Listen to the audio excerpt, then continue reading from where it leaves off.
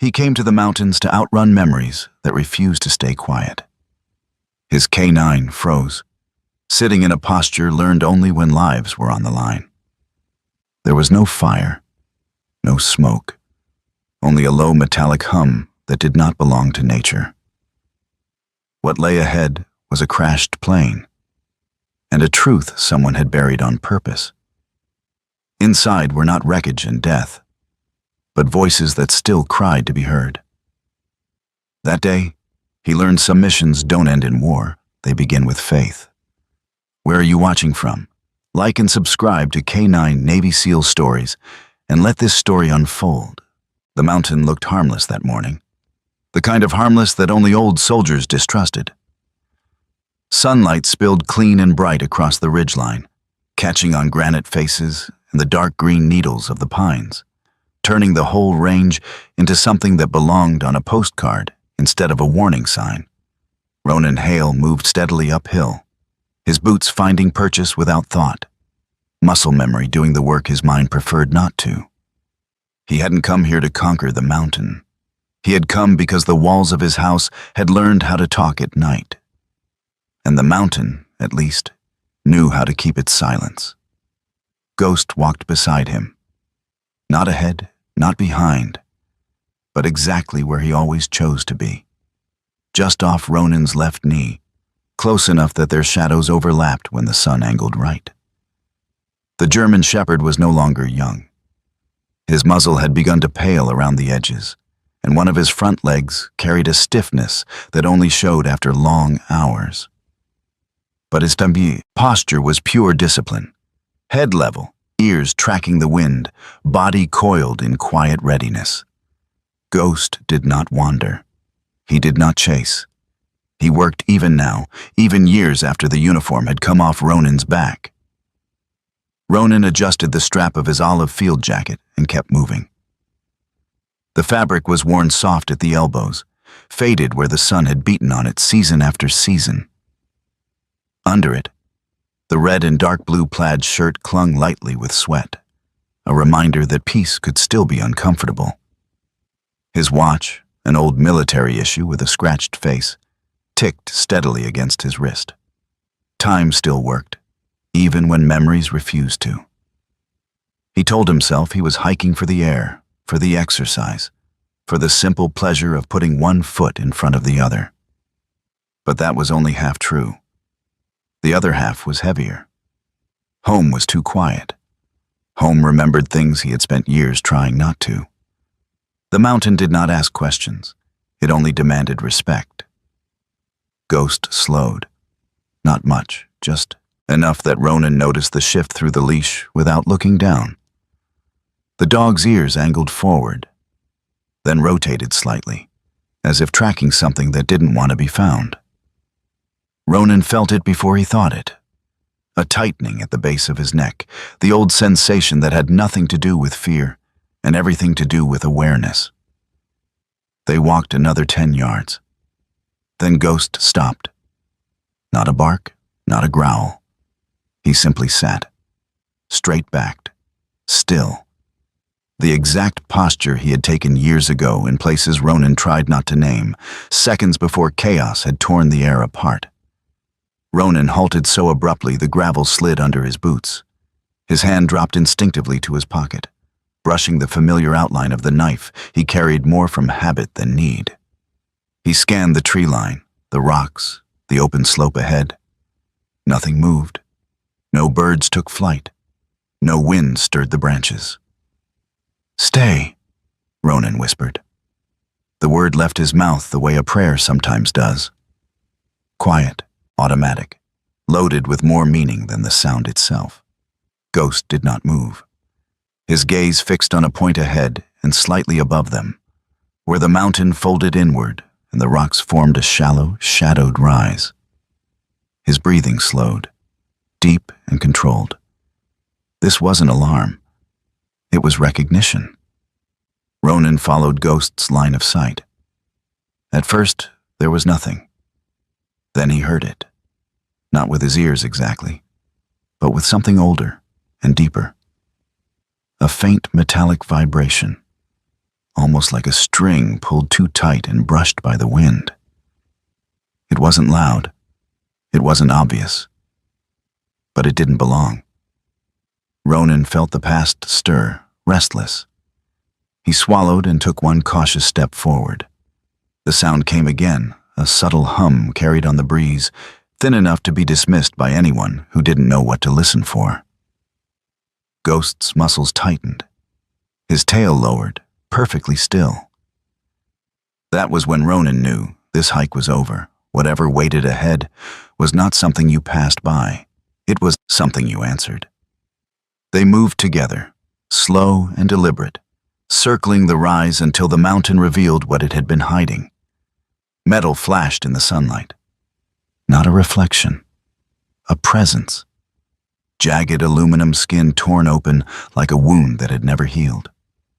The aircraft lay broken across the slope, its nose buried deep into the rock face as if the mountain itself had taken offense and swallowed it whole. The fuselage was split nearly in half, the tail section jutting out over empty space, held in place by nothing but twisted struts and gravity's temporary mercy. Paint blistered and peeled, exposing raw metal beneath, scarred by time and weather. Ronan stopped breathing. The world narrowed to the wreckage in front of him, and the years fell away like bad armor. He smelled burned fuel that wasn't there anymore. He heard the echo of impacts that had long since faded. He saw vehicles crumpled in deserts far from this quiet ridge. The mountain blurred at the edges as memory pressed forward, insistent and unwelcome. Ghost moved first. He approached the wreck with measured steps, nose low, drawing in the air in short, precise pulls. His ears flicked back once, then forward again. He made a sound deep in his chest. Not fear, not aggression, but something closer to concern. Ronan forced himself to move. Each step toward the aircraft felt heavier than the last, as if the ground itself resisted him. He reached the edge of the tail section and crouched, gloved fingers brushing the torn aluminum. It was cold despite the sun, the kind of cold that seemed to come from inside the metal rather than the air. Inside, the remains told a story no report ever would. Torn seat fabric spilled foam like exposed bone. Safety belts hung loose, cut cleanly rather than snapped. Near the rear bulkhead, rusted cans lay stacked carefully, their lids blackened from fire. Someone had been alive here. Someone had waited. Ghost stiffened suddenly. His head snapped up, ears rigid, eyes locked on a darkened section beneath the floor panel. He pawed once, then again, more urgently. Ronan's heart began to pound, not with panic, but with a sharp, focused clarity. He had seen this behavior before, not in the mountains, in the field, when Ghost had found things others wanted forgotten.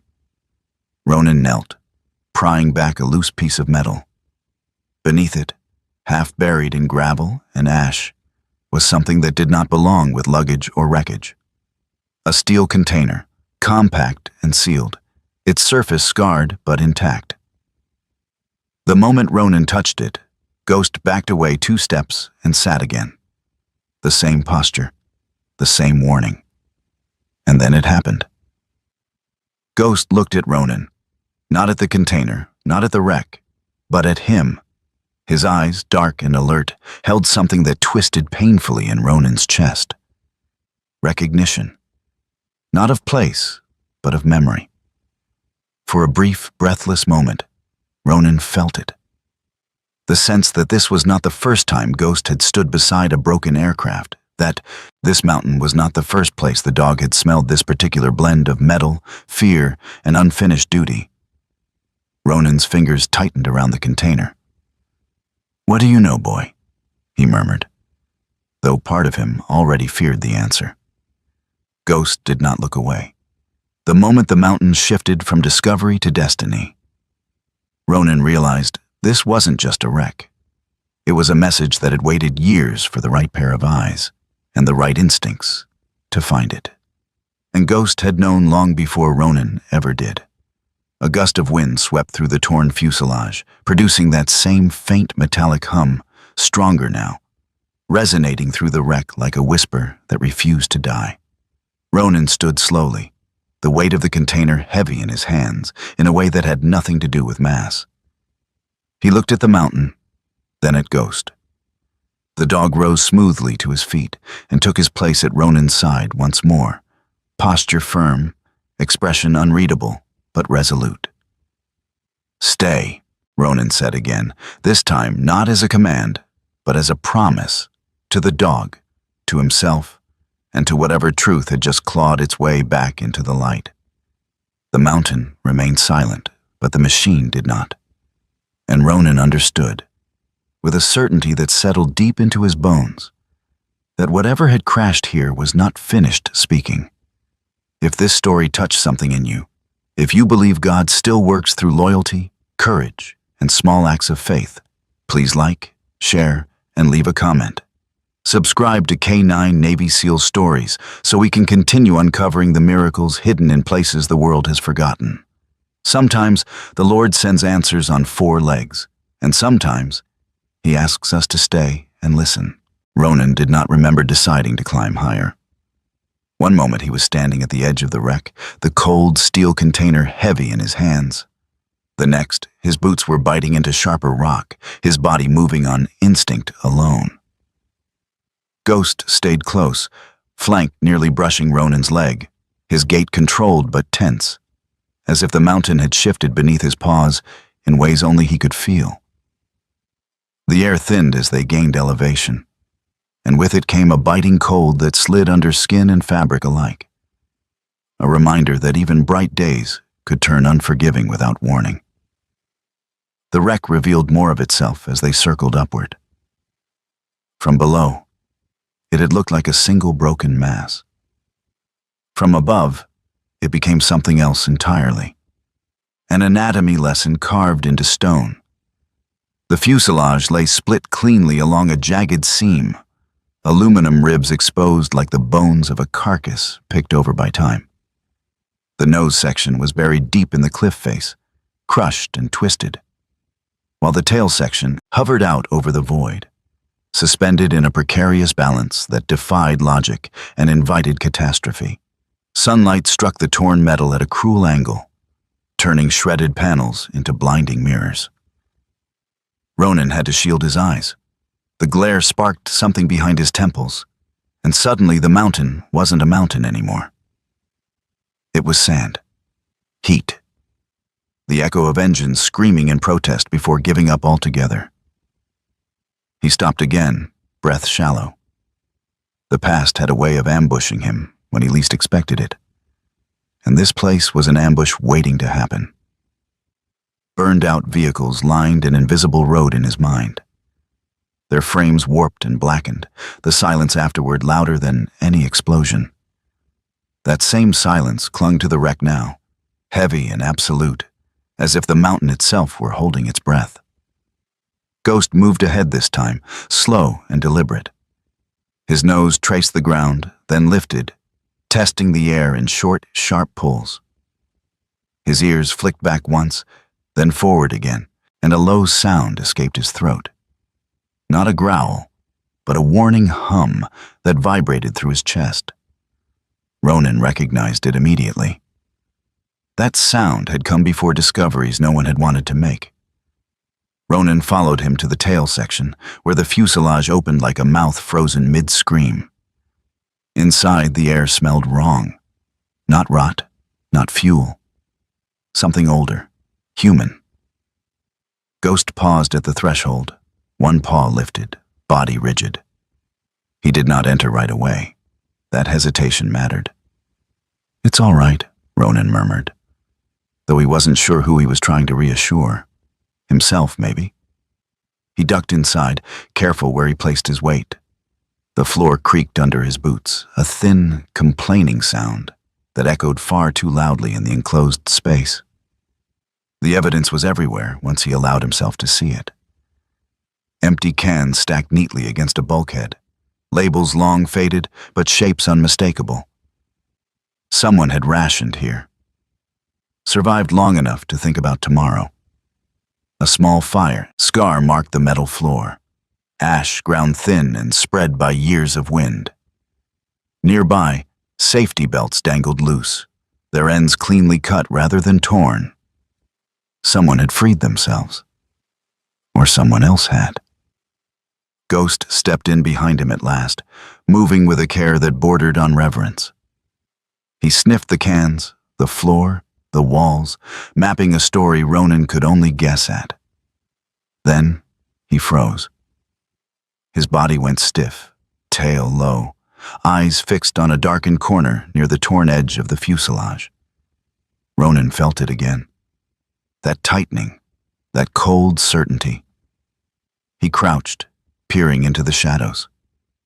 At first there was nothing but rock and debris. Then he saw it. A smear on the metal wall, darker than the rest, where someone had braced themselves. Fingers had pressed there once, leaving behind the faintest trace of oil and sweat, human hands. Ghost let out a soft whine, barely audible, and nudged the spot with his nose. He wasn't tracking anymore. He was remembering. That realization hit Ronan harder than the wreck itself. Ghost had been trained to find explosives, weapons, threats. But this reaction wasn't training. It was personal. The dog's movements slowed, grew careful, almost respectful, as if he were walking through a place he had visited before in another life. Ronan swallowed. "You've been here," he said quietly. It wasn't a question. Ghost did not look at him. He pressed his nose to the floor, then the wall, then the air, tracing invisible lines that only he could read. When he finally sat, it was the same posture as before, straight-backed, unmoving, eyes lifted toward the open tear in the fuselage and the sky beyond. The wind shifted then, slipping through the broken body of the plane and producing that same faint metallic hum Ronan had heard earlier. Only now it was louder, resonating through the hollow shell like a breath drawn through broken ribs. Ronan closed his eyes for a moment. He saw a different sky. Not blue and clean, but pale and washed out by heat. He heard a voice shouting over engine noise, orders clipped and urgent. He felt the weight of responsibility settle onto his shoulders like a physical thing. Ghost lowered his head and let out a single, sharp bark. Brief, controlled, nothing like panic. It echoed off the metal and vanished into the open air beyond the wreck. Ronan's eyes snapped open. Ghost did not bark like that unless something had changed. Ronan spun toward the opening, scanning the slope below. Nothing moved. No figures, no animals. But the bark had done something else. It had broken the silence, and in its wake came a sound Ronan hadn't noticed before. A faint clatter, distant but distinct, like loose metal tapping against stone far below. Someone else was on this mountain. Ronan's pulse quickened. He motioned Ghost back with a subtle gesture, the kind that never needed words. Ghost obeyed instantly, moving to Ronan's side, body angled outward, ready. Whatever had happened here wasn't finished, and the mountain was no longer theirs alone. They withdrew deeper into the wreck, using the shadows for cover. Ronan's mind raced, old habits snapping back into place. Elevation, sight lines, escape routes. The tail section creaked again, swaying ever so slightly, and Ronan felt the drop yawning beneath them. One wrong move, one loud misstep, and gravity would finish what time had started. Ghost's ears tracked the distant noise, rotating minutely as he pinpointed its source. His breathing slowed. He was calm, focused. The same way he had been when Ronan had first met him years ago, younger then, sharper around the edges, standing beside another man whose presence Ronan could feel even now, like a phantom limb. The thought hurt more than Ronan expected. He forced it down, focusing instead on the task at hand. The wreck was not just a tomb, it was a signal. Someone had survived long enough to leave traces, to hide something worth protecting. And now, somehow, others might be closing in. The wind gusted again, and the hum rose, vibrating through the fuselage, until Ronan felt it in his teeth. He opened his eyes and met Ghost's gaze. The dog's expression was unreadable but intent, a silent communication passing between them. This place mattered, not because of what had crashed here, but because of what had refused to die with it. Ronan took one last look at the interior of the tail section, the cans, the cut belts, the handprint on the wall. He committed it all to memory. Then he eased back toward the opening, careful to leave everything as he had found it. As they stepped out into the cold light again, Ronan glanced once more at the aircraft's broken form against the mountain. It no longer looked like debris. It looked like a warning that had been ignored for too long. He rested a hand briefly on Ghost's neck, fingers pressing into warm fur. "We're not alone anymore," he murmured. Ghost's ears flicked, but he stayed silent, eyes fixed downslope, where the faint noise had come from. Ronan understood then, with a clarity that left no room for doubt. This was not a forgotten crash site. This was a place someone had tried very hard to erase. And whatever secret had been hidden here was still alive enough to draw others into its gravity. The mountain remained indifferent, but the wreck watched them all the same. If this chapter stirred something in your spirit, if you believe God places signs in our path and loyal companions at our side, please like, share, and leave a comment. Subscribe to K9 Navy SEAL Stories so we can keep following the miracles that unfold when courage and faith walk together. Sometimes the Lord doesn't shout. He leaves a trace and waits to see who will follow it. Ronan waited until the wind settled before he moved again. The mountain had gone quiet in a way that felt deliberate, as if it were listening now. Ghost stayed close, shoulder aligned with Ronan's thigh. His remember when posture returning, the one that meant slow, the one that meant nothing rushed, survived very long. Ronan eased back into the tail section, careful to put his weight where the metal still held. The faint clatter they had heard earlier did not return, but its absence pressed harder than noise ever could. He began where Ghost had paused. The dog's nose hovered inches above the floor, drawing short, precise breaths. When Ronan shifted a torn panel aside, a dull object rolled into view and stopped against the curve of the fuselage. A compass, aviation grade, cracked glass spidered across its face. The needle trembled once, then lay useless, as if it had given up arguing with north. Ronan turned it in his hand. This wasn't debris shaken loose by impact. Someone had handled it long after the crash, long enough to discover it no longer told the truth. A scrap of paper lay folded beneath the compass, creased so many times the fibers were almost translucent. Ronan smoothed it open with 2 fingers. The words were written in blocky, disciplined strokes that pulled at something behind his ribs. Relay at Skybridge, nothing else, no date, no name. The handwriting carried a steadiness that didn't belong to panic. It belonged to planning. Ghost pawed at the floor, once, then again, scraping away soot and gravel. His movements were careful, methodical, the way he worked when he was certain of what he was looking for, but unwilling to damage it. Ronan knelt beside him, heart ticking louder in his ears than the wind outside. Beneath the charred metal and ash, his fingers found cold steel. Not luggage. Not a tool. A sealed container, compact and heavy, edges rounded from impact, but unbroken. Ghost backed away as Ronan lifted it, then sat, straight-backed, unmoving. His eyes did not track the container. They fixed on Ronan's face instead. That was new. That was wrong in a way that mattered. Ronan's thumb brushed the latch. He didn't open it yet. He didn't trust his hands to stay steady if he did. Instead, he set the container down and took a breath that felt like it scraped something loose inside his chest. The wind sighed through the fuselage, producing that low hum again, a sound that threaded itself through memory and refused to leave. He opened the container.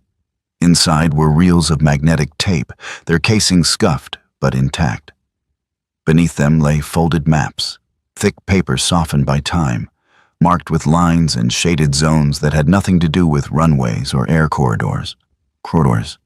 Land, boundaries, places that had been circled, crossed out, renamed.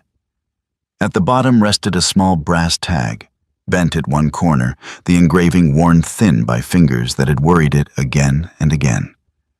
Ronan did not need to read the tag to know. He recognized it the way a body recognizes a familiar weight. Barrett Quinn, team leader, mentor, the man who had taught Ronan how to listen when everyone else was shouting, the man who had stayed behind. The mountain fell away. Heat replaced cold. The air thickened with dust and engine smoke.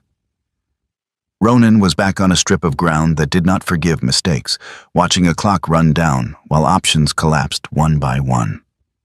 He remembered Barrett's voice over the roar, calm as a held breath, telling him to move, telling him he'd cover the rest.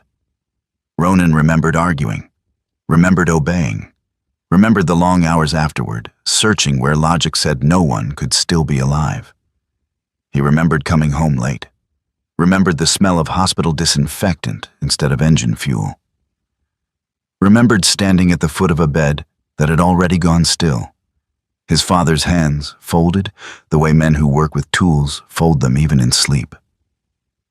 He remembered his phone vibrating in his pocket with his sister's name on the screen and letting it go dark. Once, then again, then for years. Ronan sank to one knee, the brass tag cutting into his palm. "I didn't go back," he said aloud, the words tasting like rust. "I told myself I did. I told everyone I did." Ghost rose and stepped closer, pressing his weight into Ronan's shoulder. The dog's breath was warm, steady, a small, stubborn proof that not everything left you when you failed. Ronan leaned into it, forehead touching Ghost's fur for a heartbeat he did not bother to hide. As Ronan gathered the tapes and maps, Ghost's ears flicked toward the torn opening of the fuselage. He did not growl. He did not bark. He tilted his head and went still, a posture Ronan had only seen when Ghost caught something that did not belong to the present moment. Then Ghost did something that stopped Ronan cold. He turned away from the opening and lay down beside the container, placing one paw over the brass tag as if to cover it, to guard it. Ronan's breath hitched. Ghost did not protect objects. He protected people. The implications settled like a weight.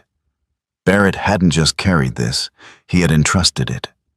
And Ghost, who had once belonged to Barrett before transfers and paperwork and grief rearranged the world, had not forgotten that trust. Outside, the wind picked up, rattling loose metal against stone. Ronan's muscles tightened, training sliding into place. He closed the container and secured it, then scanned the slope beyond the opening. Nothing moved. But the sense of being watched returned, not from eyes, but from time itself. Ronan tucked the folded maps back into place and slid the container into his pack, redistributing the weight with practiced efficiency. He hesitated with the brass tag, then slipped it into his jacket pocket instead. Some burdens didn't belong in packs. They belonged closer to the heart. He took one last look at the interior, the cans stacked with care, the cut belts, the smear of a hand on the wall, and felt the truth of it settle. Someone had lived here long enough to choose what to save. Someone had believed this mattered more than survival. They moved out together, Ronan and Ghost, descending a few yards to a shelf of rock that gave them cover without trapping them. Ronan kept his back to the stone, eyes scanning, every sense tuned. Ghost mirrored him, body angled, ears mapping space.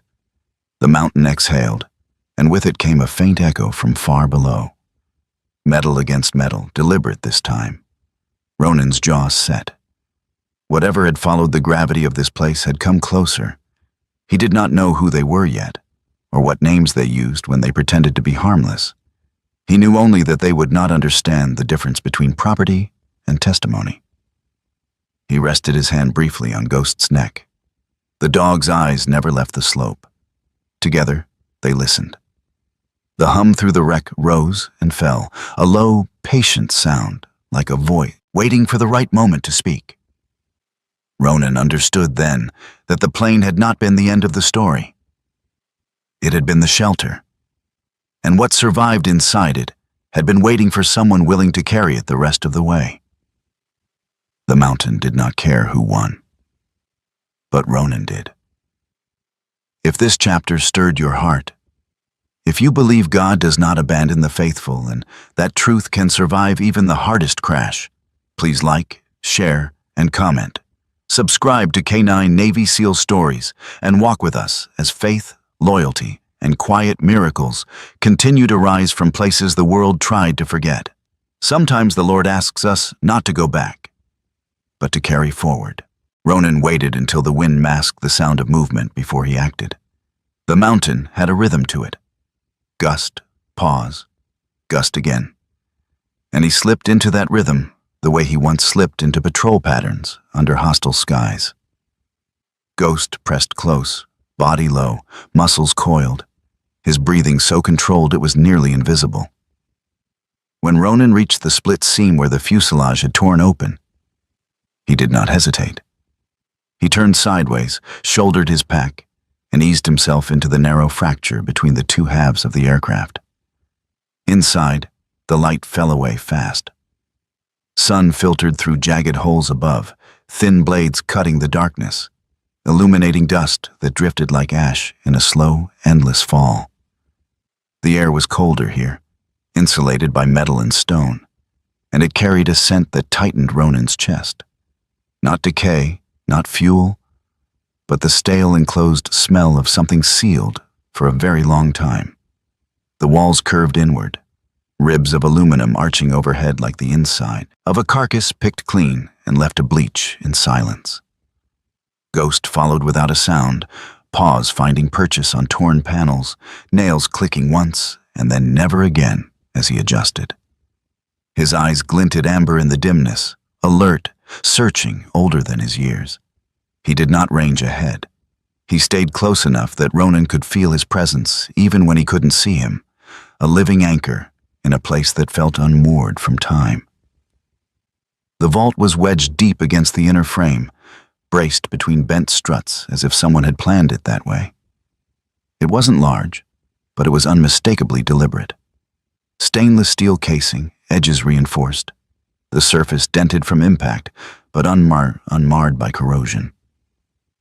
Ronan brushed dust from its face and read the stenciled words, the letters stark and utilitarian. Echo Vault. The name hummed faintly in his mind, matching the low vibration that seemed to live in the wreck itself. He knelt, fingers tracing the seams. This wasn't improvised. It wasn't panic. This was intention under pressure. Barrett's kind of thinking. Ronan forced the latch.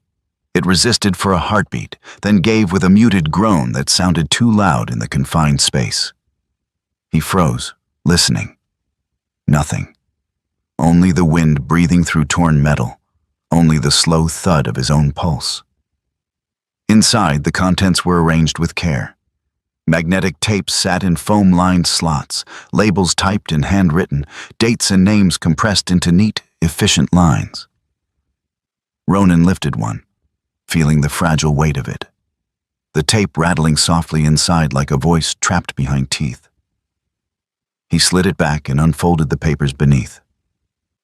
Maps. Not flight paths, land, valleys, rivers, ridgelines, all marked and remarked. Boundaries drawn, erased, redrawn. Zones shaded in dull red with annotations that made Ronan's jaw tighten. Restricted, relocation, no seeding. This wasn't military doctrine. This was something colder, bureaucracy weaponized. He pulled another folder free and felt the shift in his chest before he read a word. Transcripts, testimonies, voices captured on paper and tape. The names at the top were unfamiliar, but the words were not. They spoke of families told to leave, of land claimed in the name of protection, of papers signed under threat and hunger. Ronan closed his eyes, listening as if he could hear the voices through the silence. And for a moment he almost did. Cadences rising and falling, grief braided with defiance. Ghost stiffened behind him. Ronan opened his eyes just as Ghost let out a low, rolling sound from deep in his chest. Not a bark, not a snarl, a warning shaped by memory. Ronan turned slowly, scanning the interior, the fracture behind them, the slivers of daylight beyond. Nothing moved. But the sound Ghost made was the same one he had heard years ago, seconds before contact, when the threat wasn't visible yet, but was already real. Ronan steadied his breathing and returned to the vault. At the bottom lay a steel tag, smaller than the brass one in his pocket, etched with a logo he recognized immediately.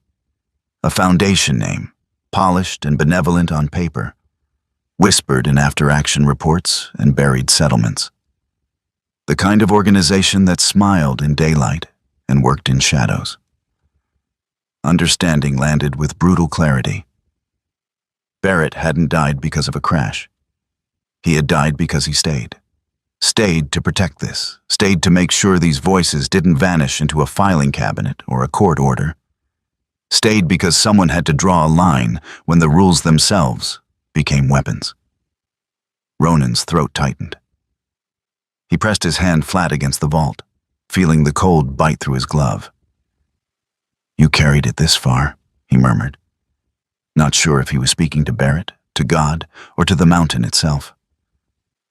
"I've got it now." As he reached to close the vault, one of the tapes shifted in its slot. A faint hiss of static escaped, thin and trembling. Ronan froze. The sound wasn't loud enough to be intentional, but it threaded through the space like a whisper. For a fraction of a second, beneath the static, he thought he heard a voice, female, steady despite exhaustion, speaking a language he didn't understand, but felt all the same. A lullaby cadence, a prayer. Ghost lowered his head and whined softly, a sound Ronan had only heard once before, when a child had been pulled from rubble alive. The dog's ears flattened, not in fear, but in recognition. Ronan's eyes burned. He shut the vault gently, securing the latch, cutting off the sound. But the echo remained, lodged somewhere behind his ribs. The moment stretched, fragile and holy, and then it shattered. A crunch of stone echoed from outside, distinct, heavy, followed by another, not the random tumble of rock. Footsteps. Ghost's head snapped toward the fracture. His body went taut, every line of him angled toward the sound. Ronan moved without thinking, sliding the vault back into its brace, shoving loose metal into place to obscure it. He shifted into shadow, back to the cold curve of the fuselage, eyes fixed on the opening. The footsteps came closer.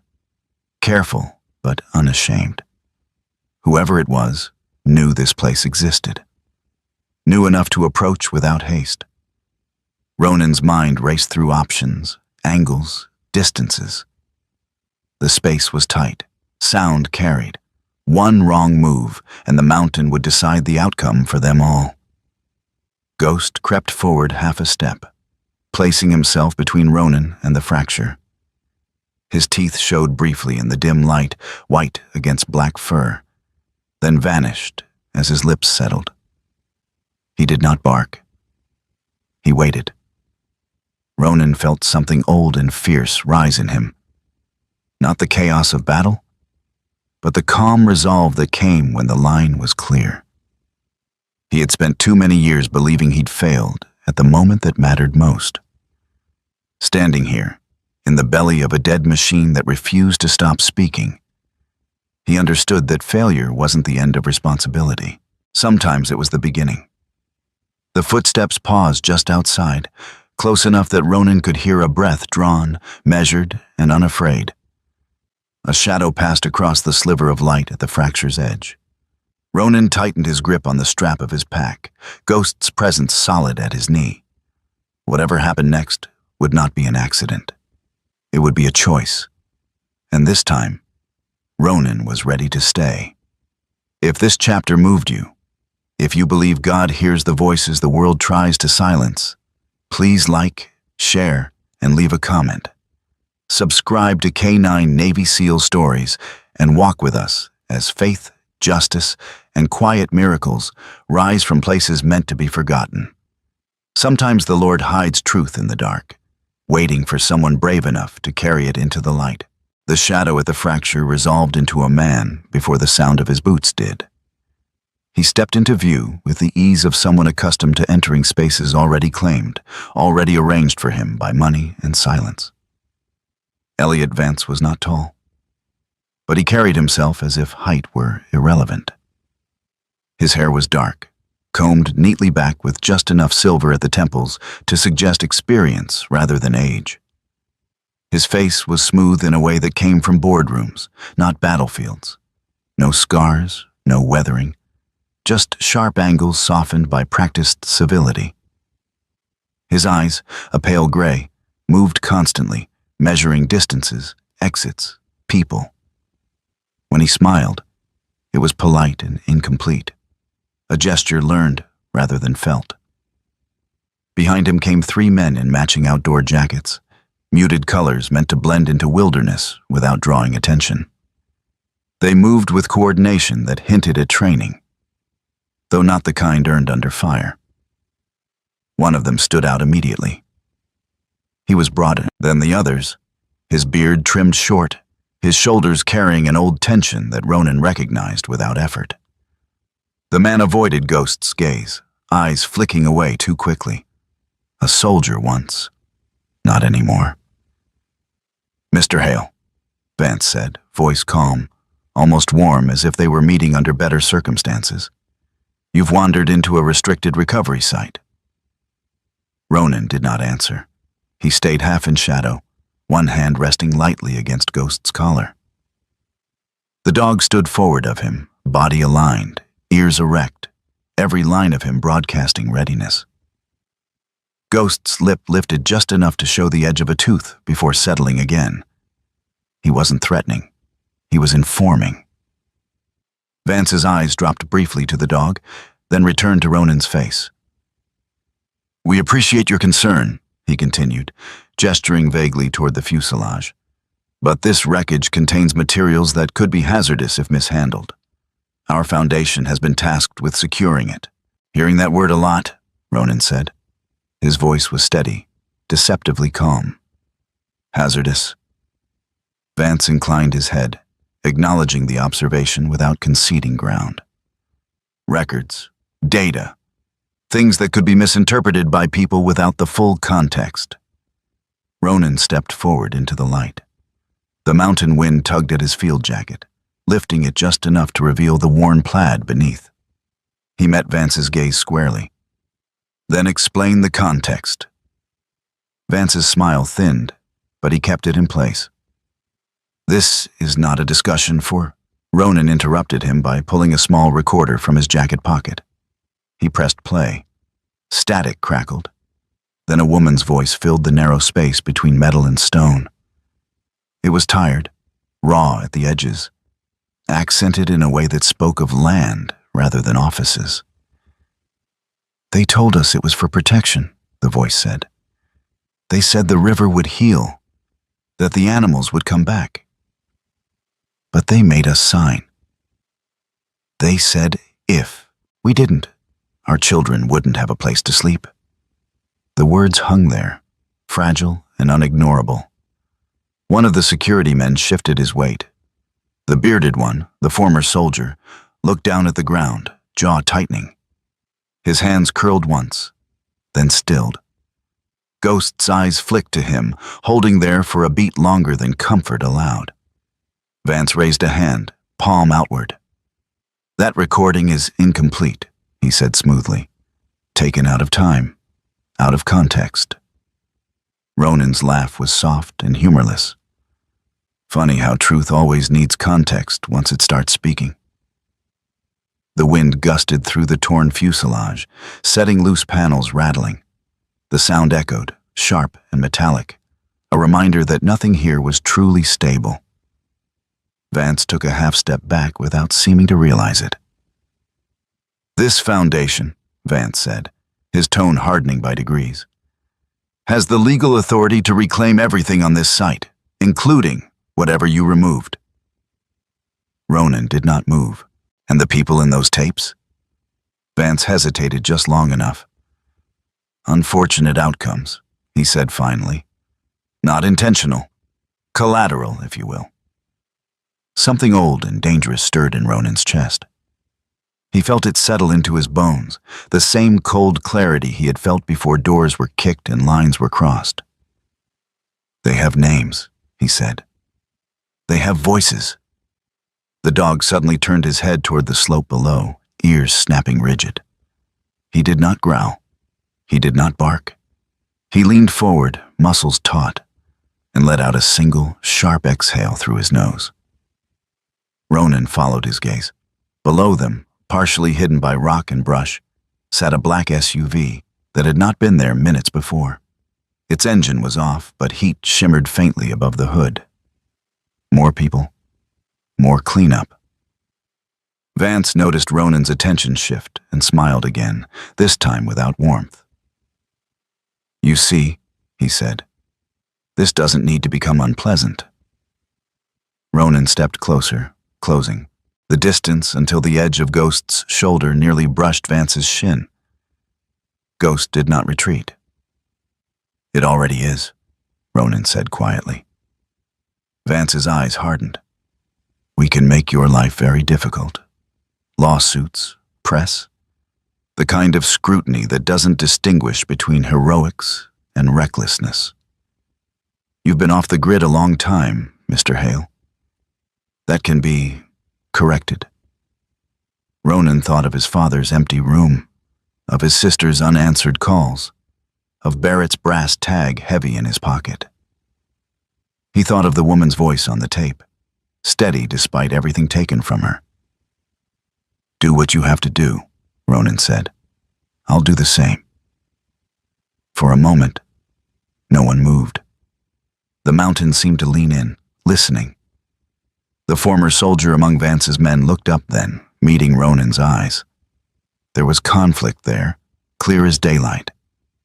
He swallowed and shifted his stance ever so slightly, creating space rather than closing it. Vance noticed. His jaw tightened. "Enough," he snapped. "We're done here." He gestured sharply. Two of the men moved to step past Ronan toward the fuselage. Ghost reacted instantly, stepping forward with a low, vibrating growl that raised the hair along his spine. The sound cut through the air like a blade. The men stopped. Ronan didn't raise his voice. He didn't need to. "You're not touching it," he said. Vance's smile returned, brittle now. "This isn't over." "No," Ronan agreed. "It's not." Vance turned away, already issuing quiet instructions into a phone, his words clipped and controlled. The men followed, casting glances back at Ronan and Ghost as they retreated toward the slope. The former soldier lingered a second longer than the rest, then nodded once to Ronan, a small, nearly invisible gesture, before turning away. The SUV door closed with a dull thud. The engine started. Gravel crunched as it eased down the mountain. Silence returned, heavier than before. Ronan exhaled, slowly, the tension draining just enough to leave him hollow. Ghost relaxed a fraction, though he did not sit. He remained standing, eyes fixed on the place where the vehicle had disappeared. Ronan knelt beside him, pressing his forehead briefly to Ghost's. "They'll be back," he murmured. Ghost's tail flicked once. He already knew. Ronan looked back at the fuselage, at the hidden vault within, at the mountain that had refused to let this story die quietly. Anger burned low and steady in his chest. Not wild, not blinding, but focused, protective. "They don't fear the truth," Ronan said aloud, the words solidifying as he spoke them. "They fear memory and love, and people who won't forget." The wind carried the hum through the wreck again, softer now, almost approving. If this chapter stirred something in you, if you believe God stands with the voices the world tries to erase, please like, share, and leave a comment. Subscribe to K9 Navy SEAL Stories so we can keep walking these paths of faith, courage, and quiet miracles together. Sometimes the Lord doesn't stop the storm. He gives us the strength to stand in it. The storm arrived without ceremony, a wall of wind and grit that slammed into the mountainside as if the sky had finally decided to collect its debt. The first gust tore through the broken fuselage, making the aluminum scream, a raw sound that clawed at the nerves. Ronan braced instinctively, shoulders squared, boots digging into rock. Ghost dropped his center of gravity, stance widening, claws finding purchase on stone slicked with dust. The world narrowed to movement and sound and the urgent math of survival. Below, engines growled. Not one this time, two. The wind carried voices up the slope in fragments, then swallowed them. Ronan didn't need to hear the words to know what was coming. Elliot Vance had returned, and he had not come to negotiate. Ronan slipped back into the belly of the wreck as the gusts intensified, Ghost at his heel. The echo vault hummed faintly where it was wedged, a vibration that seemed to answer the storm. Ronan's mind ran ahead, laying down lines of action the way it always had when seconds mattered. Hide it, anchor it, make it unmovable without tools and time. He slid the vault free just enough to work, muscles burning as he angled it toward a narrow fissure in the rock behind the fuselage, an old fracture filled with ice and shadow. Outside, Vance's voice cut through the wind, amplified by impatience. "Secure the site," he barked. "We're taking it now." Ronan's jaw tightened. He wedged the vault deep into the fissure, rotating it until stone bit metal and held. He packed loose rock around it, hammering pieces in with the heel of his boot, sealing the space until it looked like the mountain had always been that way. He worked fast, precise, hands numb from cold and adrenaline. Ghost hovered close, eyes tracking the entrance, ears snapping to every shift of sound. The first rock struck the fuselage like a thrown fist, then another. The mountain answered with its own violence. A section of the slope above the tail gave way, stones tumbling free, clattering down with lethal speed. Ronan shouted Ghost's name, a single syllable ripped raw by the wind. Ghost moved before the echo died. He surged forward, not toward the opening, but across Ronan's path, planting himself between falling stone and the man he guarded. A rock the size of a helmet struck his shoulder and spun away. Another clipped his flank. Ghost yelped once, short, shocked, and then braced again, teeth bared, body trembling but unbroken. "No," Ronan said, the word tearing loose. He lunged, catching Ghost as the dog staggered, dragging him back against the curve of the fuselage. Blood darkened the fur at Ghost's shoulder, spreading fast, shocking against black and gold. The storm howled, drowning out everything but the hammering of Ronan's heart. Outside, boots scraped closer. A flashlight beam slashed through the opening, jittering in the wind. Ronan's hand went to his pocket, fingers closing around the recorder. He didn't play it. Not yet.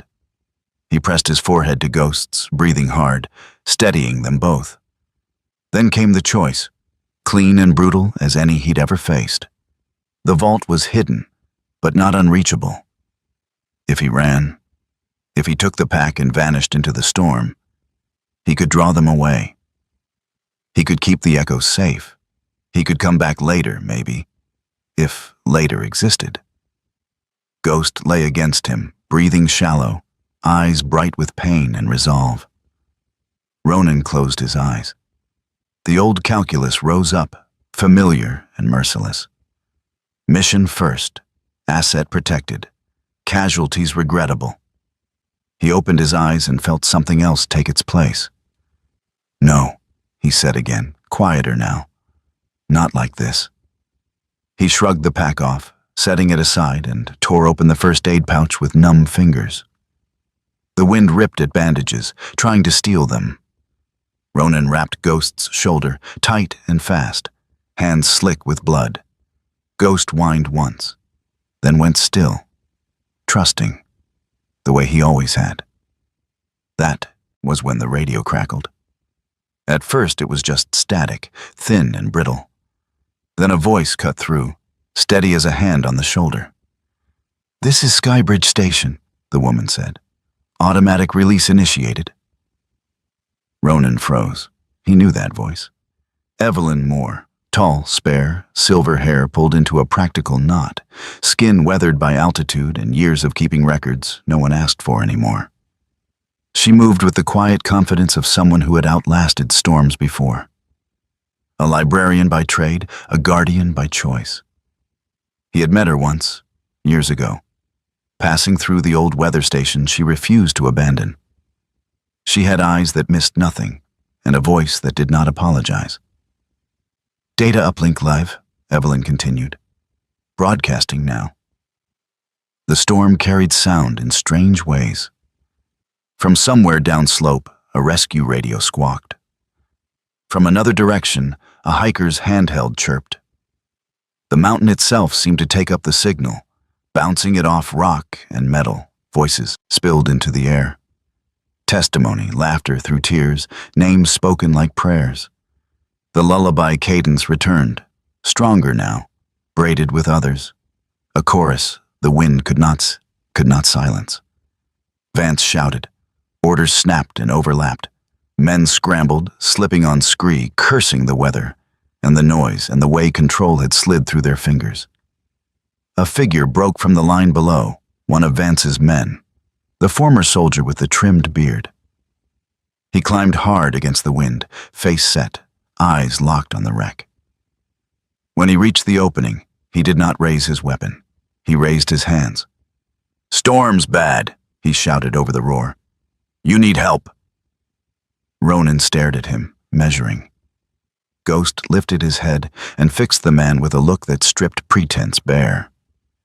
The man swallowed, nodding once, as if answering a question only he could hear. Behind him, lightning split the sky without rain, a white scar tearing open the clouds. The thunder came a heartbeat later, so close, it rattled teeth and shook the fuselage. Another section of rock gave way, cascading past the opening. Ronan hauled Ghost tighter, shielding him with his body, shoulders taking the sting of flying grit. "Stay," Ronan whispered into Ghost's ear. "I've got you." The former soldier braced himself at the entrance, body angled to block debris, wordlessly buying them seconds. Ronan used them. He finished the wrap, checked Ghost's breathing, pressed his hand flat against the wound to slow the bleed. Ghost's tail thumped once against the metal, stubborn and alive. Below, sirens wailed faintly, search and rescue responding to the lightning strikes, to the radios lighting up across the valley with voices that refused to be buried. Cameras would follow. Questions would come. The echo vault would no longer be a secret you could crush with paperwork. Vance's shout cut through again, sharp with fury. "Shut it down!" But there was nothing left to shut down. The mountain had chosen its side. Ronan leaned back against the fuselage, cradling Ghost. Blood soaked into his jacket, warm and real. He bowed his head, breath shaking, and spoke the words he had not known he'd been saving. "Stay," he said. "This time I'm staying." Ghost's eyes met his. For a moment, pain fell away, replaced by something fierce and gentle and unbreakable. The storm raged on, but inside the wreck, inside that small circle of loyalty and choice, the world held. If this chapter moved you, if you believe God sends strength through faithful companions and turns storms into testimony, please like, share, and leave a comment. Subscribe to K9 Navy SEAL Stories so we can keep witnessing the quiet miracles that happen when love refuses to retreat. Sometimes the Lord doesn't part the wind. He teaches us how to stand in it together. Morning came quietly, as if the mountain had learned restraint. The storm had scoured the sky clean, leaving a blue so clear it felt newly made. Sunlight spilled across the slope and settled on the wreckage without judgment. The broken aircraft lay where it had always been, but something about it had changed. The metal no longer screamed when the wind touched it. It no longer sounded like a wound refusing to close. It was just aluminum and shadow now, emptied of menace, emptied of secrecy. Ronan sat with his back against a boulder a few yards from the fuselage, boots planted wide, shoulders heavy with exhaustion that went deeper than muscle.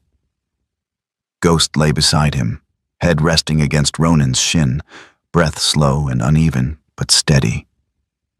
The bandage at Ghost's shoulder was dark with dried blood, but the bleeding had stopped. Every so often, Ghost's tail thumped once against the dirt, a quiet signal that he was still here, still choosing the world. Rescue crews moved farther down the ridge, their presence felt more than seen. Radios crackled with calm voices now, logistical, careful. No one rushed the wreck anymore. There was nothing left to seize in a hurry. The Echo Vault was no longer a secret buried in steel. It had become a story loose in the world, carried by signals and screens and human mouths that refused to close again. Ronan watched as a pair of hikers stood near a ranger, listening to a playback on a handheld device. A woman wiped at her eyes. A man shook his head slowly, stunned. Farther down, a small group had gathered around a phone held aloft, the sound tinny but unmistakable. One of the voices from the vault, clear enough now to break through distance and doubt. The mountain had amplified them once. The world was doing the rest. Elliot Vance stood near the edge of the activity, no longer directing, no longer insulated. His jacket was dusty now, his hair out of place. He spoke into a phone with clipped urgency, his voice sharp with controls, strained too thin. Cameras lingered at a distance, lenses patient, predatory in their own way. Vance's polished calm had cracked. He was not running, but he was no longer advancing either. The foundation he represented had shifted from authority to defense, from erasure to explanation. Ronan did not watch him long. Some battles ended not with defeat, but with exposure. Footsteps approached from behind, lighter than boots, uneven in rhythm. Ronan turned as a woman stepped into view, adjusting a shoulder strap heavy with equipment. She was in her late 30s, lean from movement rather than training, with wind-tangled dark blonde hair pulled back in a loose knot that refused to stay neat. Her skin carried the pale flush of altitude and sun. Her eyes, clear green-gray, sharp with purpose, took everything in at once. The wreck, the cruise, the dog at Ronan's feet, and finally, Ronan himself. "Sloane Hale," she said, voice steady but tight around the edges. She held up her press badge briefly, then let it fall. "I'm here to cover the fallout." Ronan didn't stand. He didn't need to. "You always did like showing up where things break," he said quietly. Sloane exhaled, a sound halfway between a laugh and a sigh. She crouched a few feet away, resting on the balls of her feet, eyes never leaving his face. Up close, Ronan could see the lines at the corners of her eyes, the cost of long nights and longer truths. She had his father's mouth, set stubborn even when softening. "I didn't come for a story," she said. "Not really." Ghost lifted his head and studied her. After a moment, he shifted closer, placing his chin back against Ronan's leg, but angling his body toward her, too. An acceptance that felt earned rather than given. Sloane noticed. Her expression softened. "Still making the right calls," she murmured, more to the dog than to Ronan. They sat in silence for a moment, the mountain breathing around them. Finally, Sloane spoke again. "I don't need you to be a hero," she said, words chosen carefully, like stepping stones across water. "I just need you not to disappear." Ronan swallowed. The weight in his chest shifted, not gone, but redistributed. He reached into his jacket and pulled out the small waterproof notebook, its edges frayed, pages thick with crossings out and half-finished sentences. He flipped to the page he knew by heart. One line stood out, written years ago in a hand tighter than it needed to be. "If I had gone back." He drew a line through it, slow, deliberate. Then, beneath it, he wrote 2 words. "I stayed." Sloane watched without interrupting. When he closed the notebook, she nodded once, eyes bright. "That'll do," she said. Ghost shifted again, pushing himself upright with a soft grunt of effort. He took 2 careful steps toward the wreckage, then stopped. Ronan followed, standing beside him, one hand hovering near Ghost's shoulder in case the dog faltered. Ghost did not. "Look at the plane." He looked at the ground where the echo vault lay hidden, then at Ronan. Ears relaxed, eyes steady. It was not vigilance now. It was release. Ronan placed his palm against the cool aluminum of the fuselage. The metal was cold but inert, no longer humming, no longer vibrating with unresolved sound. The wind slid over it and moved on. Unimpeded, unchallenged, Ghost leaned into Ronan's leg, solid and warm. Together they listened. Nothing wailed. Nothing rattled. The mountain held its peace. Sloane stood and stepped back, lifting her camera, framing the wreck not as a crime scene, but as a landmark, something that had marked time and then let it pass. "Some things fall and vanish," she said, half to herself. "Some fall, so we're forced to stop pretending." Ronan nodded. He didn't trust his voice yet. Later, as the crews began their careful work and the cameras packed up, Ronan remained where he was a while longer. He thought of Barrett, of Evelyn at Skybridge, of voices that had traveled farther than anyone intended. He thought of all the times he had mistaken survival for silence.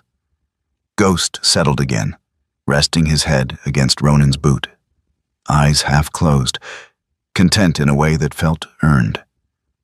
There are planes that fall into mountains and are forgotten. And there are planes that fall, so that people are forced to stay, to remember, and to love again. If this story touched you, if you believe God works through loyalty, truth, and the courage to remain when walking away is easier, please like, share, and leave a comment.